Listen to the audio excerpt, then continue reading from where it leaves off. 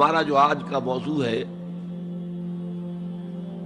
وہ عنوان ہی سے نظر آ رہا ہے کہ طوالت طلب ہے، ایمان، اسلام اور اللہ کی راہ میں جد و جہد۔ سب سے پہلی بات اس ضمن میں یہ سمجھنی چاہیے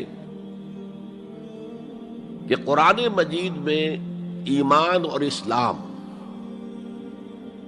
اور مومن اور مسلم تقریباً ہم معنی اور مترادف الفاظ کے طور پر استعمال ہوئے، اگرچہ ایمان کا زیادہ تعلق انسان کے باطن سے ہے، اس کے ذہن سے ہے، قلب سے ہے، اور اسلام کا زیادہ تعلق اس کے عمل سے ہے، تاہم جس شخص کے دل میں ایمان ہے اور عمل میں اسلام ہے اسے آپ مومن کہیں یا مسلم کہیں کوئی فرق پاتے ہیں۔ Call the rose by any name, it will smell as sweet۔ لیکن یہ کہ اگر دو اصطلاحیں ہیں قرآن کی اور ہمارے دین کی تو لازماً ان میں کوئی فرق ہے،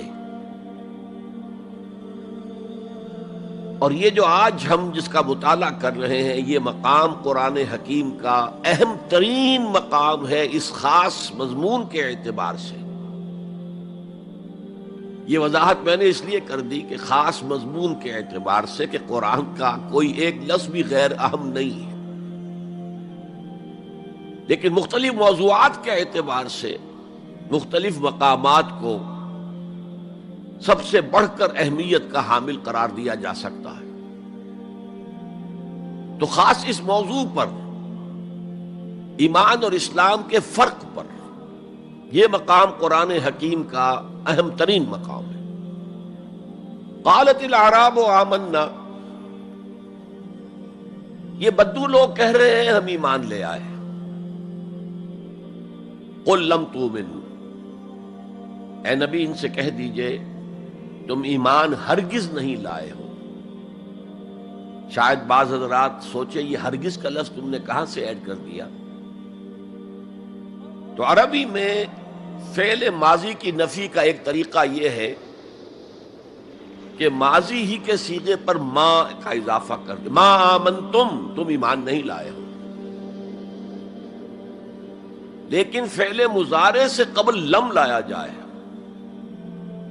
تو یہ ماضی کی نفی ہے انتہائی تاکیدی۔ لم تؤمنوا، ما آمنتم نہیں کہا، لم تؤمنوا، تم ہرگز ایمان نہیں لائے ہو۔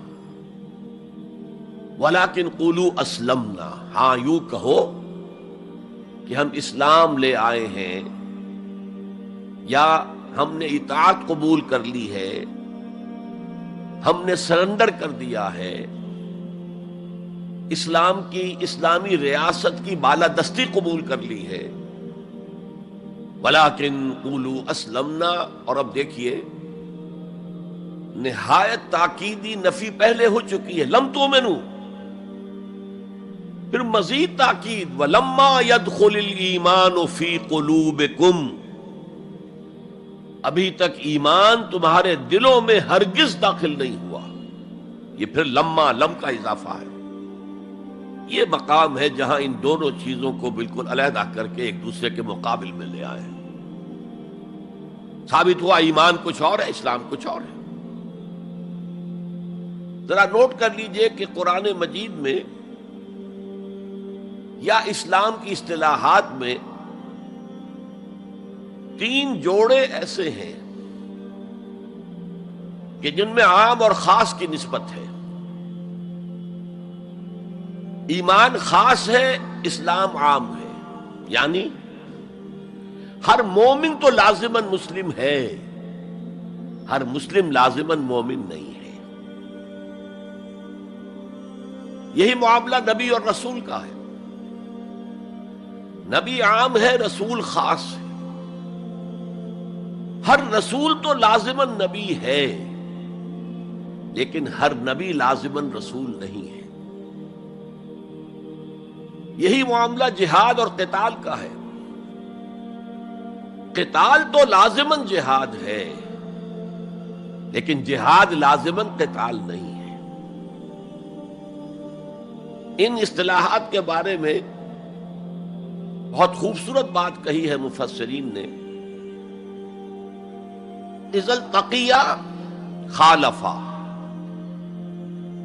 واذا خالفا اجتمعا.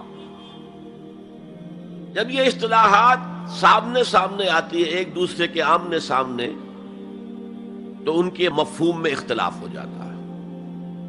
لیکن علیحدہ علیحدہ آ رہی ہو، یہاں پر اکیلی اصطلاح ایمان ہے، یہاں پر اکیلی اصطلاح اسلام ہے، تو ان کے معنی تقریباً ایک ہو جاتے ہیں. اور دوسرے یہ کہ یہ اصطلاحات جو ہے جوڑے یہ ایک دوسرے کی جگہ پر استعمال ہو جاتے ہیں. تو ایمان کی جگہ اسلام، اسلام کی جگہ ایمان، یہ استعمال کیے جا سکتے ہیں. اور جیسا کہ میں نے شروع میں کہا، یہ دونوں تقریباً قرآن کے عام اسلوب کے اعتبار سے مترادف رحمانی الفاظ ہیں، لیکن یہاں انہیں بالکل علیحدہ کر دیا گیا ہے. قالت الاعراب آمنا قل لم تؤمنوا ولكن قولوا اسلمنا ولما يدخل الايمان في قلوبكم. اب ذرا پس منظر سمجھیے کہ یہ کون لوگ تھے جن سے یہ کہا جا رہا ہے. دیکھیے، آپ کو معلوم ہے کہ ابتدا میں جب کہ حضور ابھی مکہ میں تشریف فرما تھے تو جس شخص کے دل میں ایمان یقین کے درجے میں آ جاتا تھا صرف وہی کہتا تھا اشہد ان لا الہ الا اللہ واشہد ان محمد رسول اللہ. گویا کہ ایمان پہلے آتا تھا، اسلام بعد میں آتا تھا، اس لیے کہ انہیں معلوم تھا کہ اسلام کے اعلان کا مطلب کیا ہوگا. گویا کہ اپنے معاشرے کو میں چیلنج کر رہا ہوں، اپنے خاندان سے ہی نہیں اہل و عیال سے بھی کٹ جانے کے لیے تیار ہوں. جو شخص اس حد تک یقین کا حامل ہو جاتا تھا وہ پھر اسلام کا اعلان کرتا تھا. لیکن رفتہ رفتہ صورت بدلی، خاص طور پر ہجرت کے فوراً بعد. آپ کو معلوم ہے کہ وہاں اللہ تعالیٰ نے ایسے حالات اور اسباب پیدا کر دیے کہ جو دو قبیلے وہاں پر اصل عرب قبیلے آباد تھے، اوس اور خزرج، ان دونوں کے تمام اکابر ایمان لے آئے. اور قبائلی زندگی کا معاملہ آپ کو معلوم ہے کہ اگر سرداروں نے ایمان قبول کر لیا تو پھر دونوں قبیلوں نے ایمان قبول کر لیا. لیکن یہاں کیفیت اب وہ نہیں تھی. یقیناً بہت سے لوگ ان میں وہ تھے جنہوں نے دل کے ساتھ ایمان قبول کیا تھا، اس کے فیس ویلیو پر تسلیم کیا تھا. لیکن بہت سے لوگ وہ بھی تھے کہ جو یہ دیکھ کر کہ پورا قبیلہ اسلام لا رہا، چلو ہم بھی شامل ہو جائیں. یہ صورت تبدیل ہونی شروع ہو گئی.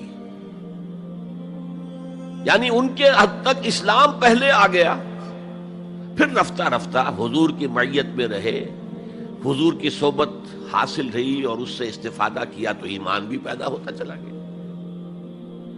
اب یہاں اسلام پہلے آیا، ایمان بعد میں آیا.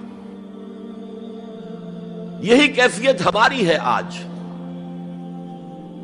ہم مسلمان تو پیدائشی طور پر ہیں، مسلمان والدین کے گھر میں پیدا ہوئے، الا یہ کہ کوئی اور کسی دوسرے مذہب سے تعلق رکھنے والا ایمان قبول کرتا ہے، اسلام قبول کرتا ہے، تو اسے بھی اپنے خاندان سے کٹنا پڑتا ہے، اسے اسی طرح کے حالات سے، چاہے وہ مار پیٹ اور وہ پرسیکیوشن اور وہ تشدد اور وہ ٹارچر نہ ہو جو ہو رہا تھا مکہ مکرمہ میں. لیکن بہرحال کافی کچھ قیمت انسان کو ادا کرنی پڑتی ہے اپنے اسلام کے قبول کرنے کی. لیکن ہماری 99,999 فی لاکھ جو اکثریت ہے وہ تو انہی پر مشتمل ہے جو آباء و اجداد کی وجہ سے due to accident of birth مسلمان ہیں. تو اسلام تو پیدائشی طور پر مل گیا، پیدا ہوتے ہی داہنے کان میں اذان پڑھی گئی، بائیں میں اقامت کہی گئی. بڑا عجیب سا نکتہ ہے، ایک صاحب نے جب بیان کیا تو میں واقعی چونک گیا. انسان کی پیدائش کے وقت اذان دی گئی اور اقامت کہی گئی، نماز کوئی نہیں. اور اس کے انتقال کے وقت نماز پڑھی گئی بغیر کسی اذان کے، بغیر کسی اقامت کے. گویا کہ اس نماز کی اذان اور اقامت پیدا